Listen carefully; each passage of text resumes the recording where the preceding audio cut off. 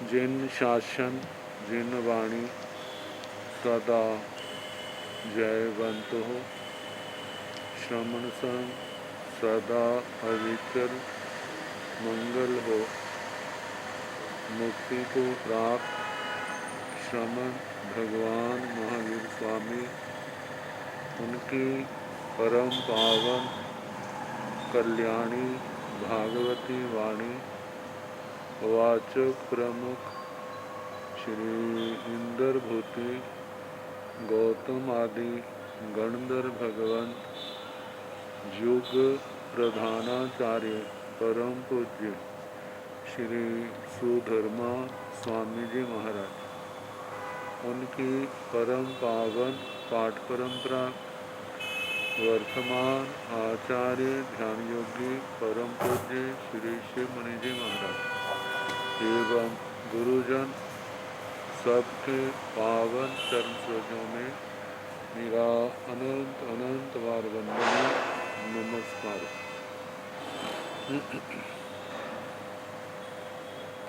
आगम परिषद में विराजमान वरिष्ठ मुनिराज, अन्य मुनिवृंद, परम आदरणीय भगवती स्वरूपा महासाधनियों, श्री व्याख्या प्रगति सूत्र श्री भगवती सूत्र, जिसका दूसरा नाम की वाचना प्रारंभ है। दूसरा शतक और उसका प्रथम उद्देशक कल प्रारंभ किया था। तो 5 स्थावरों में क्या श्वासोश्वास होता है? तो भगवान ने कहा हाँ होता है। तो श्वासोश्वास के पुद्गल आखिर वायु काय, श्वासोश्वास वर्गणा, वायु काय के ही शरीर जब बिखर जाते हैं और वो ही पुद्गल श्वासोश्वास वर्गणा के बनते हैं। अब प्रश्न उठता है, वायु काय उसका श्वासोश्वास कैसा होता है? वायु काय को कैसे लेता होगा?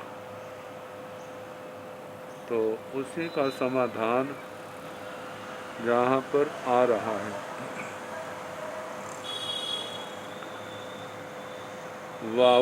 बाहुयायणं भन्ते बाहुयाय चेव आणवंती वा पाणवंती वा उशसंती वा निशसंती वा।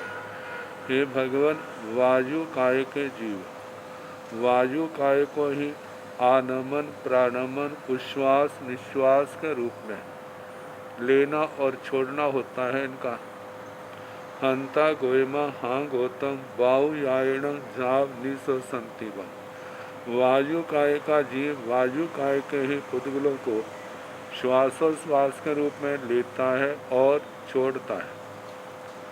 बाहुयायण भन्ते बाहुयाय चेव अनेक सय सहस कुत्तो उदायिता उदायिता तथ्य भुजो भुजो पच्चायाई। हे भगवान, वायु काय का जीव वायु काय में ही अनेक सय सहस कुत्तो, अनेक सय सहस का मतलब लाख, अनेक लाखों वार उदायिता उदायिता अपना भाव पूर्ण करके उन्हें वायु काय के रूप में जन्मना, फिर अपना भाव पूर्ण करके वायु काय के रूप में जन्मना। क्या जे ऐसा होता है?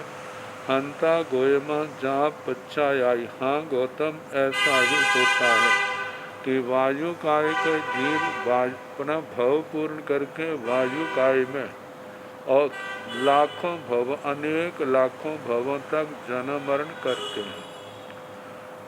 प्रज्ञापना सूत्र के काय स्थिति पर जो 18वां है, वहाँ पर 24 दंडकों की काय स्थिति का वर्णन किया था। नारकी देवताओं की भाव स्थिति होती है, बाकी तो भाव स्थिति भी होती है, काय स्थिति भी होती है। तो पृथ्वी काय, आप काय, तेजस काय, वायु काय, इनके तो असंख्यात भव। असंख्यात भव भी कैसे है कि असंख्यात काल चक्कर बीत जाते हैं, और असंख्यात काल चक्रों में एक काल चक्कर जैसे 20 कोटा कोटि सागरोपम का है। तो वायु काय की भव स्थिति तो जघन्य अंतर मुहूर्त और उत्कृष्ट जो है 3000 वर्ष की है। तो कैसे उनके जन्म मरण चलते रहते हैं। यदि हम भगवती सूत्र का 24वां शतक आएगा दंडक के हिसाब से देखेंगे तो उसमें आता है उत्कृष्ट तीसरा, छठा, सातवां, आठवां, नौवां गम्मा। इनकी अपेक्षा से तो उनके जन्म मरण कम से कम 2 और ज़्यादा ज़्यादा 8 भाव इतने कहे। और पहला, दूसरा, चौथे, पांचवें की अपेक्षा से तो जघन्य 2 उत्कृष्ट जो है असंख्यात भाव जन्म मरण उनके चलते हैं।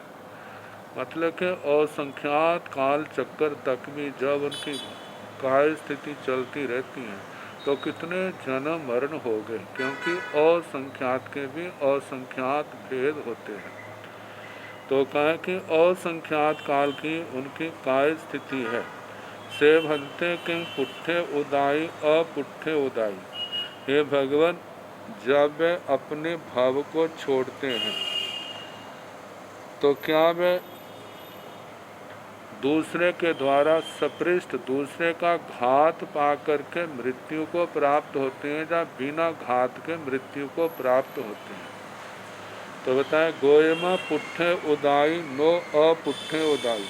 हे गौतम, ये वायु काय के जीव जो है दूसरी जाति के साथ सपृष्ट हो करके मृत्यु को पाते हैं, बिना स्पर्श के इनका मरण नहीं होता। नो अपुट्ठे, असपृष्ट का इनका मरण नहीं। मत अब जैसे वायु का गतिशील तो है ही, क्योंकि स्वाभाविक इनकी गति है।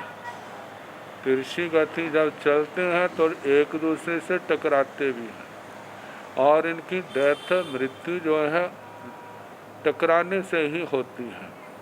अब ऐसा नहीं ना टकराए तो लाखों वर्ष निकल जाएं, लेकिन 3000 वर्ष से ज़्यादा तो इनकी आयु है नहीं।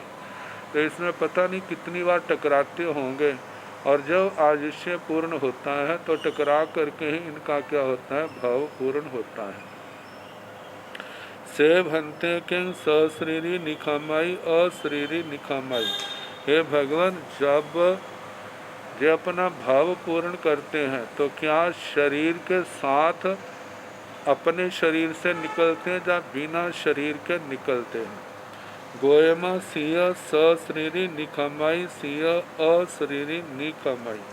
हे गौतम, किसी दृष्टि से जे सशरीरी निकलते हैं और किसी दृष्टि से अशरीरी निकलते हैं। अब जब भाव पूर्ण करते हैं तो वायु का भी शरीर होता है, मतलब कि जब भाव धारणीय तो इनका शरीर औदारिक ही है, लेकिन उत्तर व्याक्रिय करते हैं तो इनका व्याक्रिय शरीर होता है।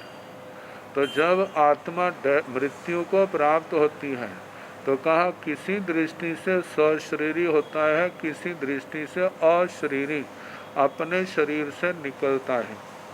से किरणठेण भंते एवं बुच्चाई सिय सशरीरी निखमाई सिय अशरीरी निखमाई।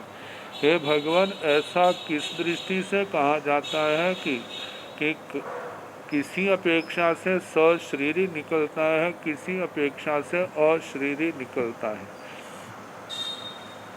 अब शरीर से निकलना है तो इसका मतलब शरीर को तो छोड़ना है ही। फिर भी कहा सशरीरी अशरीरी, इसका अर्थ क्या है। गोयमा बाहुयायसण चतारी शरीरिया पणता तंजा। हे गौतम, वायु काय के 4 शरीर कहे, जैसे उदारिक व्याक्रिय तेजस कार्बन। तो तंजहा जैसे के ओरालीय व्योपीय तेयाय कमय। उदारिक व्याक्रिय तेजस कार्बन, ओरालीय व्योपियाय विपजहाय तेय कमय निखमय। जब उदारिक वैक्रिय शरीरों को छोड़ करके तेजस और कार्बन के साथ निकलता है, से तीनठेण गोयमा एवं बुच्चाई सिंह सश्रीरी निखमाई, सिंह अश्रीरी निखमाई। इसलिए है गौतम, ऐसा कहा जाता है किसी अपेक्षा से सश्रीरी निकलता है, किसी अपेक्षा से अश्रीरी निकलता है। मतलब कि जब डेथ होती है, उदारिक और वैक्रिय को देखें तो वो तो छोड़ करके ही जाता है। जब उदारिक वैक्रिय की अपेक्षा से देखा जाए तो वो अशरीरी होता है। मृत्यु के समय जब आयुष्य पूर्ण हो जाता है तो ना तो उसके साथ उदारिक शरीर जाता है, ना उसके साथ वैक्रिय शरीर जाता है। लेकिन बात बैठे दो शरीर तो होते ही हैं, तेजस और कार्बन। जब उस स्थूल शरीरों की अपेक्षा से देखा जाए तो अशरीरी जाता है। सूक्ष्म शरीरों की अपेक्षा से देखा जाए तेजस और कार्बन, तब वो सशरीरी जाता है। क्योंकि जो सूक्ष्म तेजस है, जो छद्मस्तों के प्राय करके जो परमावधि ज्ञानी बड़ा सूक्ष्म तक पहुंच जाते हैं, उनका तो छोड़ दें, बाकी तो दृष्टि का विषय नहीं बनते। इसलिए कहा कि तेजस कार्बन की अपेक्षा से, क्योंकि दृष्टि में नहीं आते इसलिए अशरीरी कह दिया। बाकी जो वायु काय के जहाँ दृष्टि का विषय है, वो तो उदारिक और वैक्रिय भी नज़रों में नहीं आते, लेकिन स्थूल अपेक्षा से कहा इनकी अपेक्षा से अशरीरी है, तेजस और कार्बन की अपेक्षा से सशरीरी है। जो अपना भाव पूर्ण करके जाते हैं तो दो शरीर अवश्य होते हैं।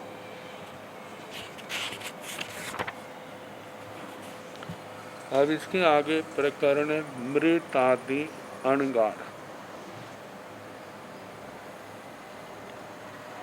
मृतादि शब्द का अर्थ है परासुक भोजी,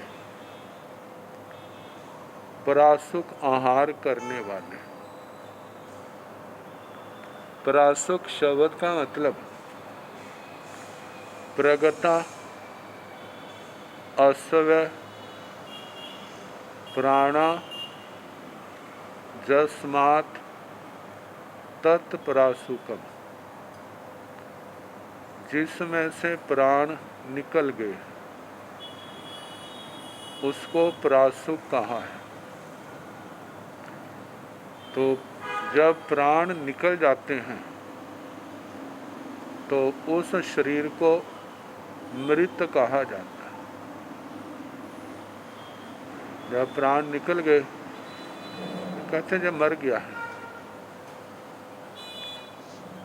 तो जब प्राण निकल गए फिर उसके बाद उसको अचित्त कहा जाता है।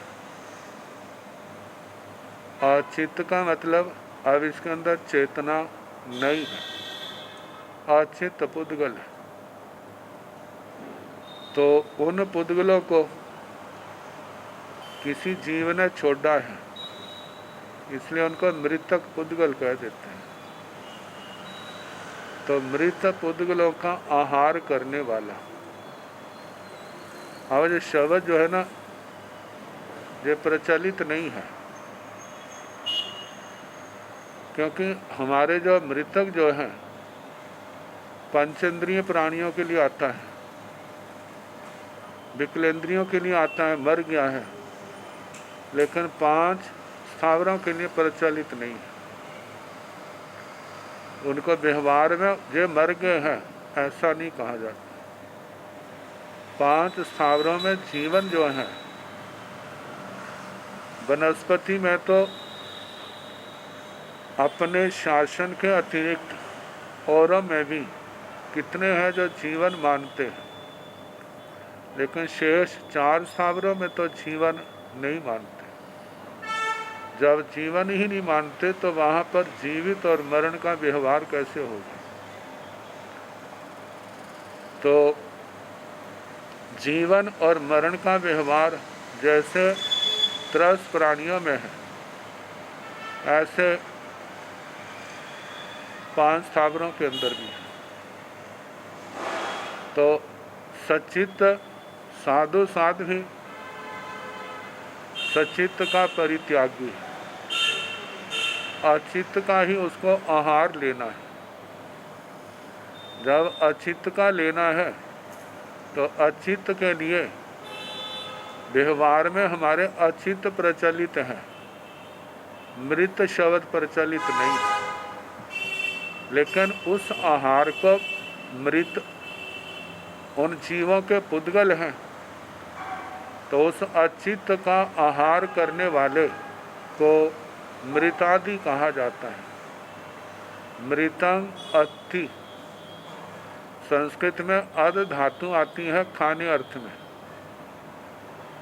मृतं अस्थि इति मृतादि, मतलब अचित भोजन करने वाला जो अणगार है उसके संबंध में प्रश्न किया है।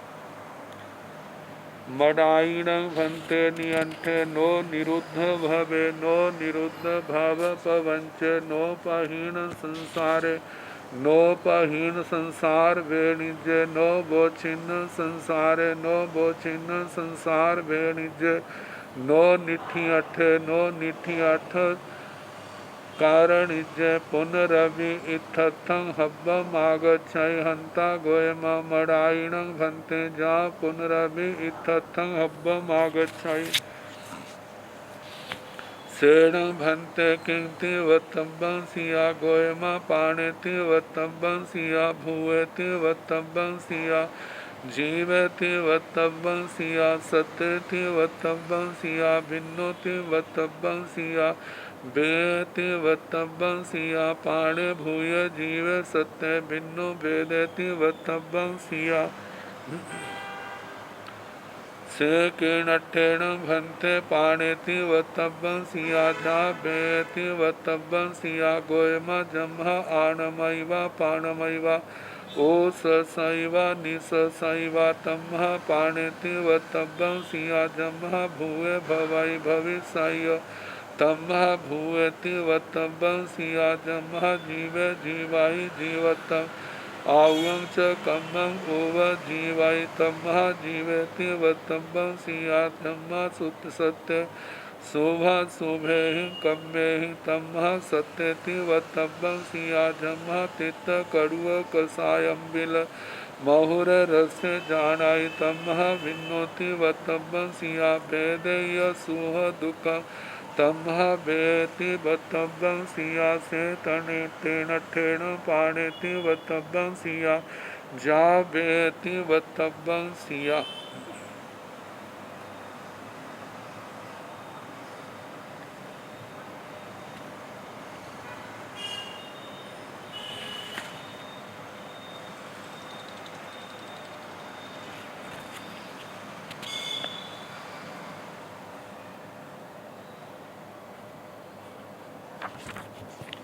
मडाइणं भन्ते, नियंठे हे भगवन मृतादि प्रासुक भोज्य, नियंठे निर्ग्रंथ, मडाई शब्द एक प्रासुक भोज्य। 13पन संप्रदाय में जो भगवती सूत्र की व्याख्या निकली है वहाँ पर आचार्य श्री तुलसी जी, आचार्य श्री महाप्रज्ञ जी, मुख्य तो वाचना देने वाले, सारी मतलब करने वाले वे ही हैं। उन्होंने इसका अर्थ जाचित भोगी भी लिखा है। जाचित भोगी का मतलब कि किसी से याचना की हुई और याचना के बाद जो मिला है वो जो निर्दोष आदि है उसका भोजन करने वाला। मृत का शब्द जाची, जो जाचित भोजी किया है। आद मतलब आदि अति, जो तो आद धातु से खाना दिया है। उन्होंने मनो समृद्धि का रेफरेंस दिया कि वहाँ पर मृत शब्द का जाचित अर्थ भी किया। उसका आधार लेकर के दूसरा अर्थ उन्होंने जाचित भोजी किया है। अपने जो प्राचीन टीकाकार हैं, प्राचीन टीकाकारों में चूर्णिकार, चूर्णिया अधिकतर आचार्य श्री जिनदास गणी महत्तर जी की मानी जाती है। तो वो चूर्णिकार और वृत्तिकार आचार्य श्री अभय देव सूरी, जिनके लिए नवांगी वृत्तिकार आता है, उन्होंने इसका अर्थ प्रासुक भोजी ही लिखा है। प्रासुक पुद्गलों का आहार करने वाले। तो लेकिन दूसरा अर्थ उन्होंने जाचित भोजी, जाचित भोजी भी देखा जाए तो वो भी असंगत नहीं है, क्योंकि साधु साधुइयाँ अणगार अजाचित वस्तु को ग्रहण ही नहीं करते, तो खाने की बात तो दूर दूर रही। तो प्रासुक भोजी अणगार नो निरुद्ध भवे, जिसका भाव संसार निरुद्ध नहीं है, मतलब अणगार तो है, अणगार वृत्ति पालन कर रहा है। हम जिस समय काल को प्रधानता देते हैं, फिर बाकी बातें गौण पड़ जाती हैं। मानो किसी को शुक्ल पक्ष में आए थोड़ा टाइम हुआ, ज़्यादा टाइम नहीं, तो शुक्ल पक्ष का मतलब आधा पुद्गल प्रावर्तन, जिसके अंदर अनंत काल चक्कर निकल जाते हैं। तो अभी कल्पना करो 2-4 काल चक्कर ही निकले थे, उसको सम्यक्त्व भी मिल गया, उसके जीवन में साधु चारित्र भी आ गया और साधु चारित्र का पालन भी कर रहा है, लेकिन कर्मों का अभी भंडार बहुत ज़्यादा है। कुछ समय तक क्षोभम प्रबल रहा, जिसके कारण से चारित्र भी निर्दोष पालता रहा, लेकिन ऐसा अणगार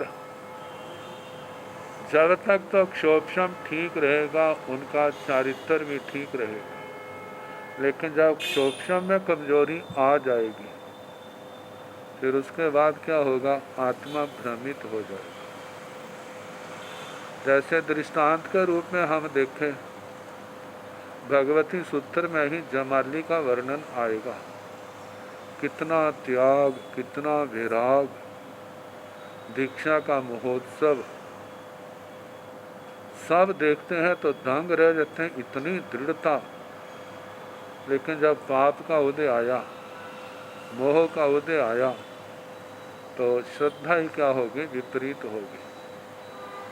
तो ऐसा ही कोई अभी संयम में तो आ गया, लेकिन जीव क्या है, अभी दीर्घ संसारी है।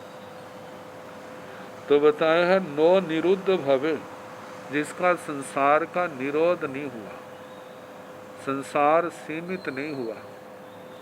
नो निरुद्ध भव पवंचे, भाव प्रपंच, संसार का प्रपंच कर्म भी जिसका निरुद्ध नहीं हुआ, मतलब अल्प नहीं हुआ, सीमित संसारी नहीं बना। सम्यक्तों की दृष्टि से तो परित संसारी बन गया है, लेकिन अभी फिर भी संसार परिभ्रमण सामान्य 2-4 भवों की अपेक्षा से अभी बहुत ज़्यादा है। नोपहीन संसारे, जिसका संसार अभी प्रक्षीण नहीं हुआ है। नोपहीन संसार बेनिजय, संसार में भोगने योग्य जो कर्म है वो भी क्षीण नहीं हुए। नो वो छिन्न संसारे, जिसका संसार व्यवच्छिन्न नहीं हुआ, मतलब छिन्न भिन्न नहीं हुआ, टुकड़ा टुकड़ा नहीं हुआ। नो विच्छिन्न संसार बेनिजय, संसार में भोगने योग्य कर्म जो हैं वे भी व्यवच्छिन्न टुकड़े टुकड़े नहीं हुए। नो निथि अठे, उसके अर्थ अभी निश्चित समाप्त नहीं हुए। नो निथि अठ कर निजय, जो उनके अर्थ करने वाले हैं वो भी समाप्त नहीं हुए। देखा जाए तो साधु का काम क्या है भला? व्यवहार दृष्टि से तो कह देंगे गोत्री को जाना, अपनी संयम की क्रियाएं वे करना, सुबह उठना, स्वाध्याय करना, प्रतिक्रमण करना, फिर उसका प्रतिलेखना करना। फिर पुराने ज़माने में तो तीसरे पैर में गोचरी जाने के कारण से पहले पैर में स्वाध्याय करना, दूसरे पैर में ध्यान करना, तीसरे पैर में आज्ञा लेकर के पलेना पात्रों की करके गोचरी को जाना, ला करके सम विभाग करते हुए गोचरी करना, फिर स्वाध्याय में लग जाना, फिर शाम को प्रतिलेखना आदि क्रियाएं करके फिर प्रतिक्रमण में लग जाना, फिर उसके बाद समाप्ति के बाद थोड़ी देर और सुझाए काल टाला है, फिर स्वाध्याय में, फिर ध्यान में, फिर रात को सोने का काम, फिर उसका फिर उठ के फिर उसके बाद स्वाध्याय में। ये साधु की चर्या। तो कहा जाता है इसके अलावा और क्या करना है। और सोचें तो बड़े काम आ जाते हैं, लेकिन उनका साधु चर्या से आत्मा से क्या संबंध। अपने सिर पर बोझ डालना जितना मर्जी डालते जाओ, लेकिन उससे संसार सीमित थोड़ा होगा। और इन सब को देखा जाए जो सब किसके वास्ते करना, जो कर्मों की ग्रंथियां इस आत्मा ने बांधी हैं, उन कर्मों की ग्रंथियों को तोड़ना। जब तक कर्मों की ग्रंथियां नहीं टूटी, ये संसार के प्रपंच से कैसे मुक्त होंगे। तो अर्थ करणीय अर्थ क्या है देखा जाए, निश्चय में तो जो कर्मों के ग्रंथियों को, कर्मों के बंधनों को तोड़ना है।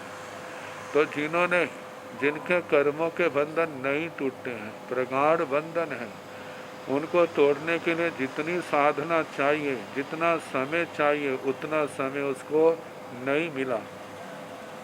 तो कहा जाता है कि ऐसा जिन्होंने ऐसे कार्य नहीं किए, पुनरअभि पुनः इत्थम हब्बम आगच्छै, पुनः जो है मनुष्य भव आदि भावों को प्राप्त होता है।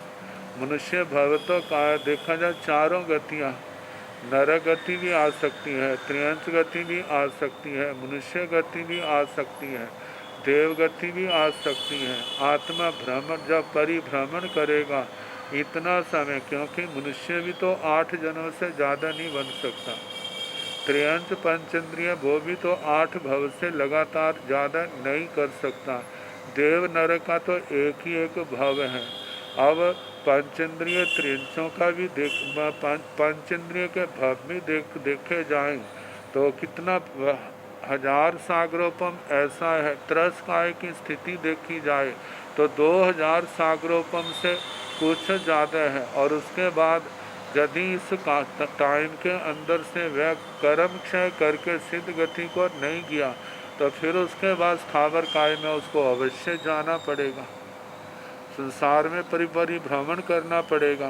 तो कहा जाता है संसार में जो अवस्थाएं इस जीव को मिलती है, भगवान ने कहा हंता गोयमा हाँ गौतम मडाइन नियंठे जाब पुनरभि इत्थं हब्बम आगच्छै।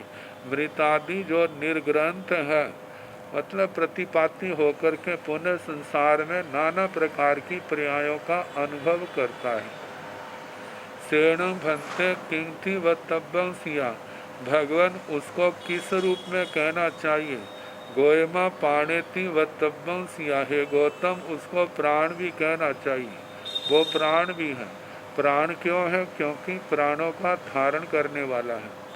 भूवेति वत्तव्यं सिया, उसको भूत भी कहना चाहिए। जीवेति वत्तव्यं सिया, वह जीव भी है ऐसा कहना चाहिए। सत्यति वत्तव्यं सिया, उसको सत्व भी कहना चाहिए। विन्नोति वत्तव्यं सिया, उसको विज्ञ भी कहना चाहिए। वेयति वत्तव्यं सिया, उसको वेद भी कहना चाहिए। पाणे भूव जीव सत्य, प्राण भूत जीव सत्व बिन्नो विज्ञ वेदेति वक्तव्यं या वेद भी कहना चाहिए। और प्राण भूत जीव सत्व ये तो प्राय करके कई बार आ चुके हैं और इनका रूढ़ अर्थ है वो भी बताया जा चुका है। और देखा जाए तो प्रत्येक संसारी जीव के लिए जो शब्द घट जाते हैं जो आगे सूत्र में बताए जाएंगे। क्यों कहा जाता है इनको, लेकिन दो शब्द इनके साथ और जुड़ गए। वो दो शब्द क्या है, विज्ञ और वेद। ये भी जीव को कहना चाहिए, संसारी जीव को। क्यों कहना चाहिए, आगे प्रश्न के रूप में कह रहे हैं। से कीणठेण पाणेति वत्तव्यं सिया जा बेति वत्तव्यं सिया। हे भगवान, ऐसा उसको प्राण भूत जीव सत्व विज्ञ और वेद किस दृष्टि से कहना चाहिए। गोयम, हे गौतम, जहाँ आणवैवा पाणवैवा उससैवा निससैवा तम्भा पाणेति वत्तव्यं सिया। हे गौतम, जिस कारण से उनका आनमन प्राणमन मतलब उच्छ्वास और निश्वास होता है। देखा जाए प्रत्येक संसारी जीव का जब श्वासोश्वास पर्याप्ति आ जाती है तो ये सारा चलता है। श्वासोश्वास पर्याप्ति के से पूर्व तो वो श्वासोश्वास नहीं, क्योंकि जैसे अंतर मुहूर्त के अंदर हो जाता है उसके साथ ही चल पड़ता है। तो प्राण आश्वासोश्वास के कारण से जीव को प्राण कहना चाहिए। जम्हा भूए भवई भविष्य तम्मा भूयति भतव्यं सिया। जिस कारण से भूत मतलब पहले था, भवई वर्तमान में है, भविष्य में होगा, तम्हा इस कारण से भूयति भतव्यं सिया, उसे भूत कहना चाहिए। जम्हा जीवे जीवाई जीवतं आव आवं च कम्मं उव जीवई तम्हा जीवेति भतव्यं सिया। इसको जीव है क्योंकि जीवाई जीवित है, मतलब जीवित था, पहले जीवन धारण किया, वर्तमान में कर रहा है, आगे करेगा। आवं च कम्म उव जीवई, आयुष्य कर्म के आलम्बन से जो जीवित रहता है, तम्हा जीवेति वत्तव्यं सिया। इसलिए इस आत्मा को, प्राणी को जीव भी कहा जाता है। जम्हा सत्य सुहा सुहि कम्मे ही तम्हा सत्यति। जिस कारण से शुभ और अशुभ कर्मों से जो संबंधित है, इसलिए इस आत्मा को सत्व भी कहना चाहिए। जम्हा तित कड़ु कसायम्बिल महुरे रसे जानाई तम्हा बिन्नोति वत्तव्यं सिया। जिस कारण से तिक्त कटुक कड़वे कसैले खट्टे मीठे इन रसों को जानता है, इस कारण से इस प्राणी को विज्ञ भी कहा जाता है। विज्ञ जानने वाला। वेदेय सुख दुखं तम्हा वेति वत्तव्यं सिया। जो जीव सुख दुख का संवेदन करता है, अनुभव करता है, इसलिए इसको वेद भी कहना चाहिए। से तीनठेण पाणेति वत्तव्यं सिया जा बेति वत्तव्यं सिया। इसलिए है गौतम, इसको प्राण भूत प्राण भी कहना चाहिए, भूत जीव सत्व वेद और विज्ञ और वेद जो कहना चाहिए।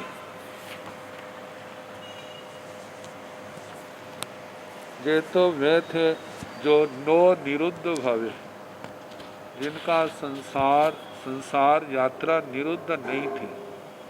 अब उनका वर्णन है जिनकी संसार यात्रा निरुद्ध है, जिन्होंने साधना के द्वारा काल की दृष्टि से शुक्ल पक्ष जो है घटते घटते थोड़ा सा रह गया है, एक दो जन्म है जो उसी जन्म में पूर्ण होने वाला है, तो उनको निरुद्ध भव आदि शब्दों से कहा है, तो वही शब्द आ रहे हैं।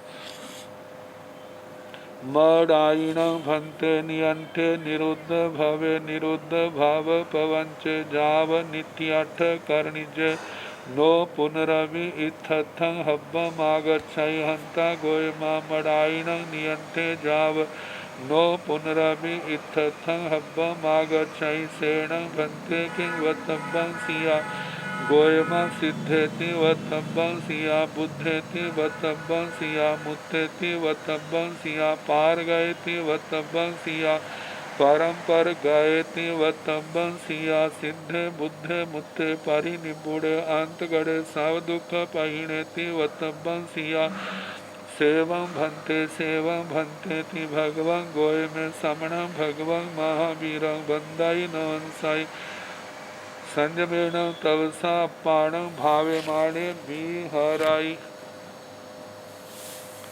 मडाइण भंते नियंते। हे भगवत, वह निर्ग्रंथ जो मृत आदि प्रासुक भोजी है, प्रासुक आहार का को ग्रहण करने वाला, नियंत निरुद्ध भवे, जिसका संसार निरुद्ध हो गया है, जिसने संसार को बड़ा सीमित कर दिया। निरुद्ध भव पवंच, भाव प्रपंच, संसार का प्रपंच जिसका सीमित हो गया है, उसको रोक लिया है। जाव नित्यर्थ कर निजे, वे सारे शब्द करने, वहाँ तो 9 शब्द साथ था, लेकिन जहाँ पर 9 नहीं है और सारे काम क्या कर लिए उसने, समेट दिए, सीमित कर लिए। नित्यर्थ कर निजे मतलब अपने करने योग्य कार्यों को समाप्त कर लिया। नो पुनरभि इत्थं हब्बम आगच्छे, और पुनः संसार की इन पर्यायों को प्राप्त नहीं करता। वो पर्याय क्या, मनुष्य भाव है, त्रियंत गति है, नर गति है, देव गति है, इन पर्यायों को वह नहीं आता है। हंता गोयमा मड़ाइण नियंठे जाव नो पुनरभि इत्थं हब्बम आगच्छे। हाँ गौतम, जो प्रासुक भोजी निर्ग्रंथ है, जिसने संसार को निरुद्ध कर दिया है, संसार के प्रपंच को सीमित कर लिया है, नित्य अपने सारे कार्य कर लिए हैं, वो पुनः इस संसार में नाना पर्यायों को प्राप्त नहीं होता। सेण भंते किंग बतब्बं सिया, हे भगवान, जिसने मतलब इन अवस्थाओं को प्राप्त नहीं होता और इस संसार को पार कर गया है, तो उसको फिर क्या कहना चाहिए।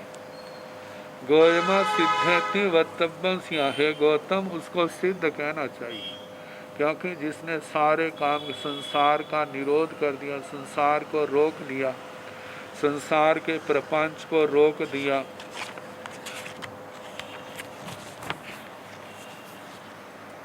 जिसका संसार क्षय हो गया है, संसार में भोगने योग्य कर्म भी क्षय हो गए हैं, जिसका संसार छिन्न भिन्न हो गया है, संसार में भोगने वाले कर्म भी छिन्न भिन्न हो गया है, जिसके कार्य सारे संपन्न हो गए हैं, जो भी करने योग्य अब उनका कुछ भी नहीं है।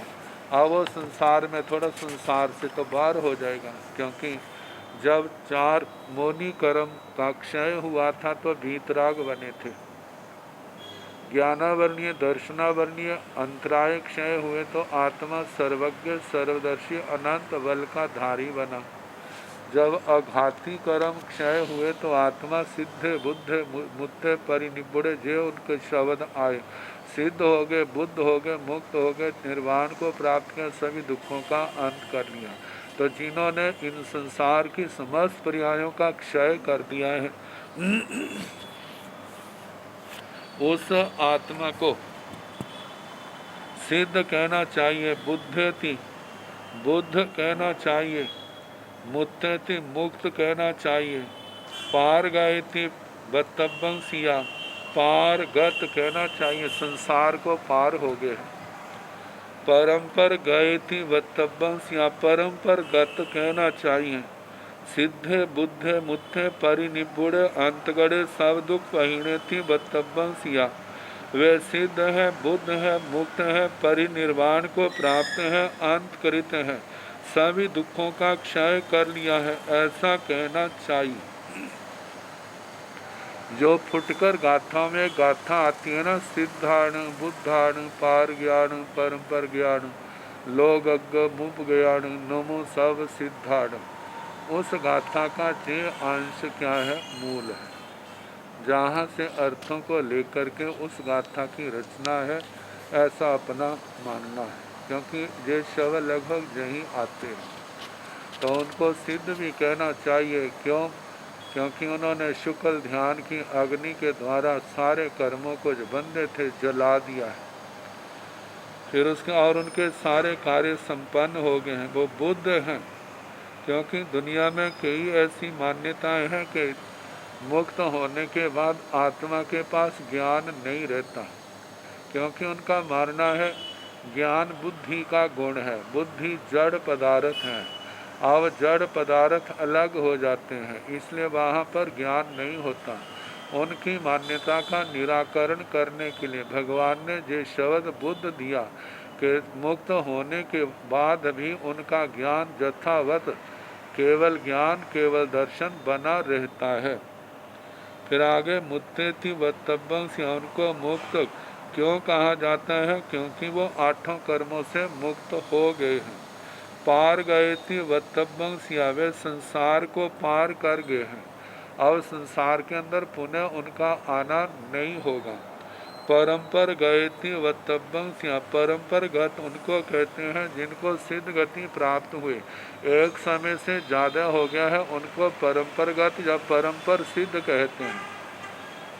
अनंतर सिद्ध में तो वे आते हैं जिनको सिद्ध गति पाए एक समय हुआ है, और जिनको एक समय से ज़्यादा हो गए हैं उनको परम्पर सिद्ध कहा जाता है। तो इस प्रकार सिद्ध बुद्ध परिनिर्वृत्त अंतकर और सर दुख प्रक्षीण उस आत्मा के लिए कहना चाहिए जो संसार को पार कर गए हैं।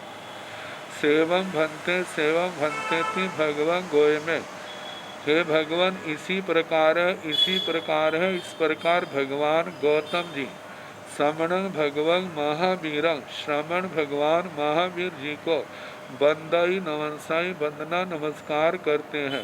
संयमेण तपसा अपाण भावेमाणे विहरे, संयम और तप से अपनी आत्मा को भावित करते हुए विचरण कर रहे हैं। जहाँ पर भगवान गोय में शब्द आया है, ये शब्द किनके द्वारा प्रयोग किया गया है? ये आचार्य श्री सुधर्मा स्वामी जी के द्वारा ये शब्द प्रयोग किया गया है कि भगवान गौतम जी ने, भगवान ने जब उत्तर दिया तो उन्होंने कैसे उनको स्वीकार किया। हे भगवान इसी प्रकार है जैसे आप श्री ने फरमाया है। तो आचार्य श्री सुधर्मा स्वामी जी कहने लगे कि इसके बाद भगवान गौतम जी श्रमण भगवान महावीर स्वामी को वंदाई नमस्ते वंदना नमस्कार करते हैं। संयमेण तपसा अपाण भावेमाण विहरे, संयम तप से अपनी आत्मा को भावित करते हुए विचरते हैं। अब आर्य स्कंधक जी, उनकी जीवन गाथा आगे आ रही है। पहले प्रसंग रोहा अणगार का छोटा सा आया था, फिर दूसरा प्रसंग कालास्य वैशिक पुत्र अणगार जी का आया था। और तीसरी कथा जो है जो स्कंधक अणगार की, जो उनकी अपेक्षा काफ़ी लंबी है। तो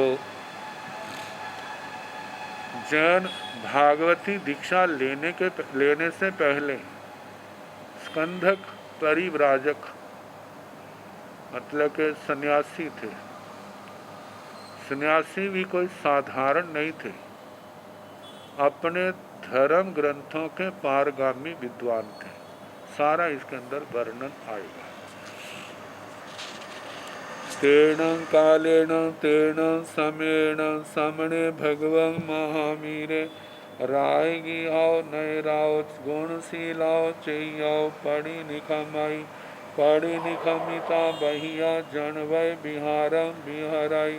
तेन कालेन तेन समेण कयंगला नामं नगरी होता, वन्नौ तीसेण कयंगलाय नैर्य बहिया उत्तर पुरथी में दिशी भाई, छत पलासाय नामं चैये होता, वन्नौ तैण समणे भगवं महावीरे, ओपन नाण दंसन धरे जाव समो शरण परिसा निगच्छाई तीसेण कयंगलाय नैर्य अधूर सामंते सावथी नामक नैरी होता बन्नौ तथन सावथ्य नैर्य गद्ध बालस भालस अंत्यवासी खंदाय नामक कच्चायण स गोते परिवायगे परिवसाई रियो वेद जजु वेद साम वेद अहवन वेद इतिहास पंचमाण निघंटो छठाण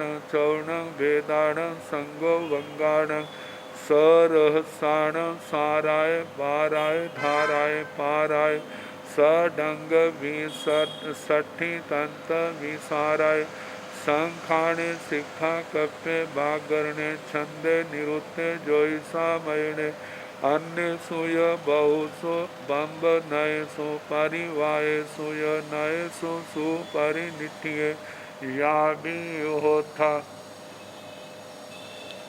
तेण कालेण तेण समय, उस काल उस समय, मतलब अवसर्पणी काल। अवसर्पणी काल का भी चौथा आरा, चौथे आरे का वह समय, अंतिम समय जब भगवान महावीर स्वामी भूमंडल पर विचरण कर रहे थे, भव्य आत्मा को मोह निद्रा से जगा रहे थे, मोक्ष मार्ग के प्रति उनकी रुचि पैदा कर रही थी। तो उस काल उस समय समणे भगवान महावीर श्रमण भगवान महावीर राय गिहाओ नगराओ गुणशीलाओ चैयाओ पड़ी निखम। श्रमण भगवान महावीर स्वामी राजगिरी नगर से गुणशीलक चैत्य से पड़ी निखमई वहाँ से निकलते, मतलब उन्होंने वहाँ से विहार किया। पड़ी निखमिता वहाँ से निकल करके बहिया जनवय विहारम विहरे, बाह्य क्षेत्रों में जनपद विहार किया।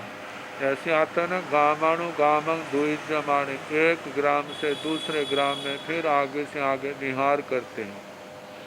तेण कालेण तेण समेण, जिस समय भगवान विचरण कर रहे थे उस समय का वर्णन। वह काल वह समय कयंगला नामक नगरी होता, कृतांगला नाम की नगरी थी।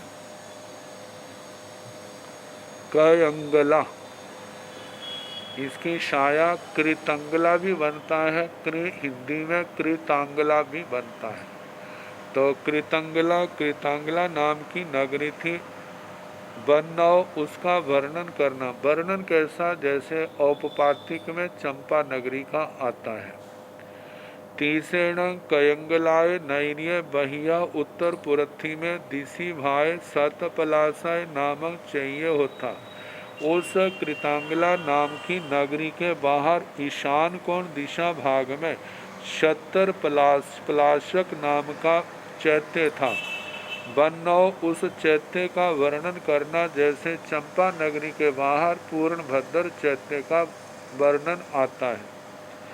तैण समणे भगवं महावीर उपन्नाण दंसन धरे जाव समोसरण।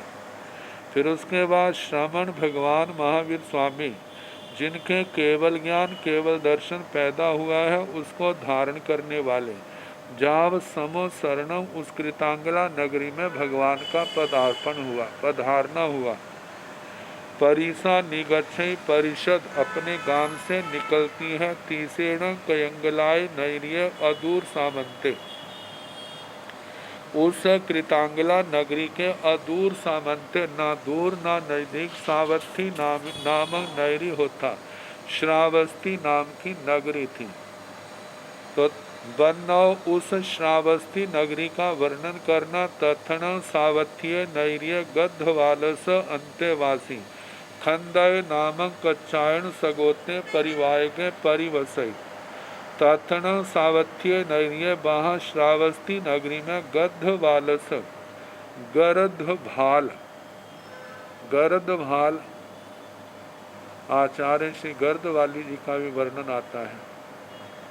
वो तो अपने जैन आचार्य संत थे, जहाँ पर संजय राज ऋषि ने दीक्षा ली थी। राजा ने दीक्षा ली थी उत्तराधीन सूत्र के 18वें अध्याय में।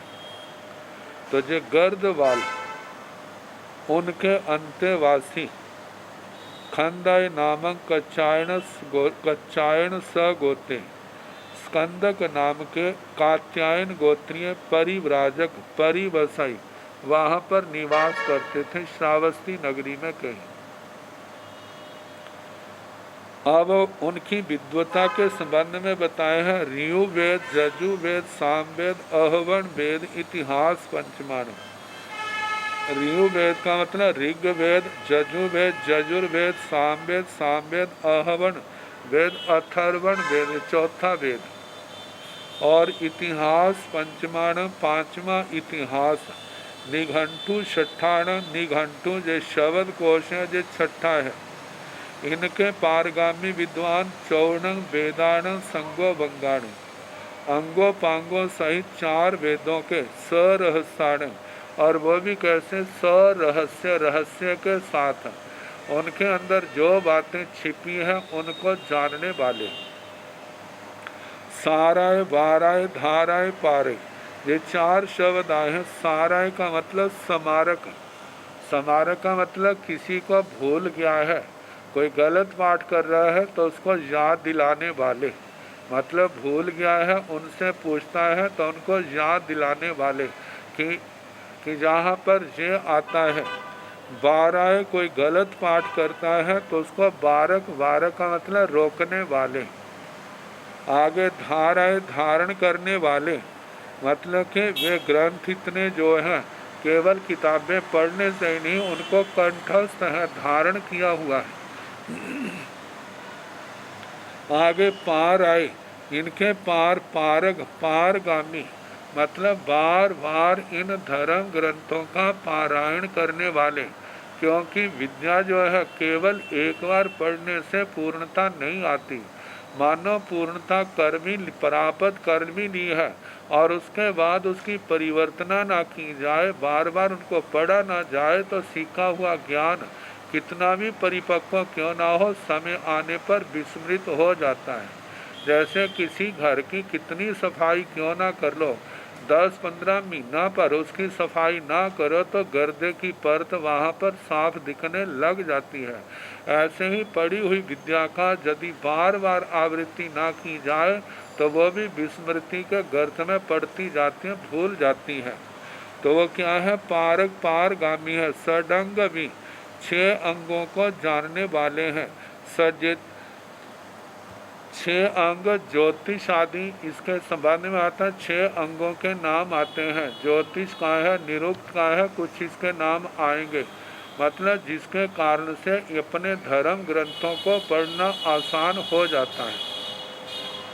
6 अंगों को जानने वाले षष्ठी तंत्र विशारद, षष्ठी तंत्र में विशारद, षष्ठी तंत्र ग्रंथ जो है जो सांख्य दर्शन का माना जाता है उसके विशारद पारगामी विद्वान। आगे संखाण संख्यान मतलब गणित शास्त्र। शिक्षा कप्पे शिक्षा कल्प, शिक्षा कल्प में आता है कि जैसे पाणिनि शिक्षा वर्तमान में देखने में आती है अक्षरों के संबंध में उच्चारण आदि, तो उसका शिक्षा कैसे उच्चारण करना है, इसमें वेदों के संबंध में कैसे उनका उच्चारण करना है, इन सब का वर्णन किया है। व्याकरण व्याकरण छंद व्याकरण जो ग्रामर है संस्कृत का व्याकरण है, नाना प्रकार के व्याकरण उनके ज्ञाता। छंद छंद, छंद में जैसे आजकल भजनों की ट्यूनें होती हैं ऐसे मंत्रों के ट्यून, जहाँ पर मंत्रों का है। दूसरा काव्य साहित्य है, वहाँ पर नाना प्रकार के छंद आते हैं। जैसे अनुष्टुभ आता है, मारणी आता है, शार्दूल विक्रीडित आता है, प्रहर्षणी आता है, उपजाति आता है, इंद्र वज्रा आता है, ऐसे असरग धरा, ऐसे अनेक प्रकार के छंद हैं। और उन छंदों के ज्ञान से कैसे कैसे उनका उच्चारण ट्यून्य निकालते हैं, इन सब का वर्णन छंद शास्त्र में आता है। निरुक्त, निरुक्त का मतलब निरुक्त, हमारे निर्युक्ति आता है तो जिस निरुक्त में शब्दों की व्युत्पत्तियां बताई जाती हैं। ज्योतिषा मयने ज्योतिष, ज्योतिष के संबंध में जहाँ भूत भविष्य को जाना जाता है, वहाँ पर जो दैनिक क्रियाकलाप है, वैदिक संप्रदाय किसको किस समय करना है उसके संबंध में जानना। ज्योतिष के जानकार अन्यसु या बहुसु बम्ब नयसु और अन्य बहुत से ब्राह्मण परंपरा में मान्य और परिमायसु नयसु परिव्राजक संप्रदायों में मान्य जो धर्म ग्रंथ हैं, उनमें सुपरिनित्य जहाँ भी होता सुपरिनिष्ठित, जिसके लिए सुनिष्णात पारगामी विद्वान वे स्कंधक परिव्राजक थे।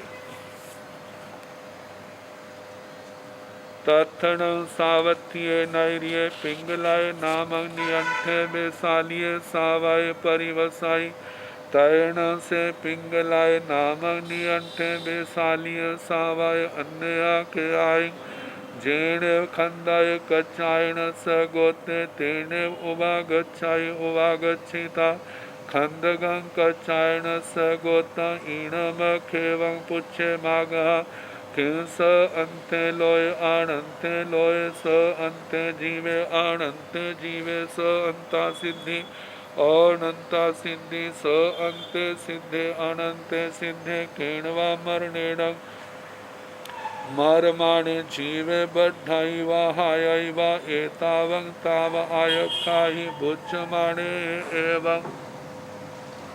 इस पाठ में एक पिंगलक नामक निर्ग्रंथ वैशालिक श्रावक का वर्णन आया, जहाँ पर निर्ग्रंथ शब्द का भी प्रयोग है और वैशालिक श्रावक का भी प्रयोग है। अब इनमें कितने तो ऐसी परंपराएं हैं, पिंगलक नाम आया है तो वो पिंगलक को निर्ग्रंथ के रूप में स्वीकार करते हैं और कुछ ऐसी परंपराएं भी हैं उसको एक श्रावक के रूप में स्वीकार करते हैं कि वो निर्ग्रंथ नहीं श्रावक थे। तो जहाँ जहाँ जिसकी धारणा है वो उसके अनुसार उसका अर्थ करते हैं। तो तत्ण सावत्ये नैर्ये उस श्रावस्ती नगरी में पिंगलाय नामक नियंठे पिंगलक नाम के निर्ग्रंथ वैशालीय सावाय वैशालिक श्रावक जो निर्ग्रंथ मानते हैं, वैशालिक श्रावक उसका अर्थ करते हैं कि विशालिक का अर्थ भगवान महावीर स्वामी, उनके वचनों को सुनने के रसिक हैं। वैसे देखा जाए जितने साधु साध्वियाँ हैं भगवान के वचनों के रसिक हैं, लेकिन उनके अंदर विशेष रसिकता रुचि होगी, इसलिए उनके लिए वैशालिक श्रावक शब्द आया। तो कहा पिंगलक नाम के निर्ग्रंथ वैशालिक श्रावक परिवसई वहाँ निवास करते थे। अब जहाँ पर जो तो निर्ग्रंथ अर्थ करते हैं, जो श्रावक अर्थ करते हैं, वो तो कहते हैं जहाँ पर श्रावक अर्थ निकलता है। क्यों निकलता है? परिवसई का मतलब निवास करते हैं। निवास करने का मतलब कि वो वहीं पर रहते हैं। तो जो तो साधु साध्वी के लिए आता है उनका तो आता है विहार करते हैं संयम तप से, लेकिन इनके लिए आया वहाँ पर निवास करते हैं। तो उनका ऐसा मानना है कि इसका अर्थ श्रावक है। अब इसके संबंध में चांदनी चौक दिल्ली, वहाँ पर श्रावकों का लाला मोहन लाल जी थे और भी थे उनका मानना श्रावक है कि ये श्रावक थे। लेकिन अब निश्चय में तो भगवान बता सकते हैं, लेकिन इतिहास को हम देखते हैं या दूसरी परंपराओं को देखते हैं तो उनका ऐसा कहना है परिवसी का मतलब निवास करते हैं, ठीक है, लेकिन इसका मतलब ये है कि वे वहाँ पर ठाणापति स्थविरवास के रूप में वहाँ पर संभव है। क्योंकि भगवती सूत्र के अंदर ही 12वें शतक के अंदर वर्णन आता है कि जयंती श्राविका अरिहंत भगवान के वहाँ पर विशालिक श्रावकों का वर्णन आया है। उनकी प्रथम शय्यातर थी, कहते हैं श्रावक श्राविकाओं के लिए तो शय्यातर का कोई प्रयोग आता नहीं है। साधु साध्वियाँ ही क्या है, वो शैया ग्रहण करते हैं और उनको शैया दान दे करके श्रावक जो है शय्यातर बनते हैं, शैया दे करके तरने वाले। तो इस करके जहाँ साधु साध्वी के लिए भी मतलब श्रावक श्राविका का शब्द प्रयुक्त है। इसलिए ऐसा है कि जो निर्ग्रंथ थे, लेकिन जब हम प्राचीन इतिहास को देखते हैं, प्राचीन इतिहास में एक स्तोत्र आता है ऋषि मंडल। ऋषि मंडल नाम के 2 स्तोत्र हैं। एक तो मंगलवाणी में आता है जो मंत्र गर्भित है, वो नहीं। जो ऋषि मंडल स्तोत्र जो है भगवान ऋषभ से लेकर के भगवान महावीर स्वामी और उनके बाद भी होने वाले अनेक ऋषियों का वर्णन, साधुओं का वर्णन, आचार्यों का वर्णन जो आगमों में भी उपलब्ध होते हैं, इतिहास में उपलब्ध होते हैं, उनका वर्णन किया है। तो उस वर्णन और इसकी रचना जो है लगभग भगवान के निर्वाण के 1000 साल बाद की गई है उस ऋषि मंडल स्तोत्र की। उस ऋषि मंडल स्तोत्र के अंदर पिंगलक जी को निर्ग्रंथ के रूप में स्वीकार किया है। निर्ग्रंथ के रूप में स्वीकार करने के कारण से हमारी जो धारणा बनी है कि ये पिंगलक श्रावक नहीं, ये एक निर्ग्रंथ के रूप में थे, तो वहाँ पर रहते थे तैणों से पिंगलाए नामक नियन थे। अब जो है इसके आगे की चर्चा जो है कल जैसे समय होगा कराने का प्रयास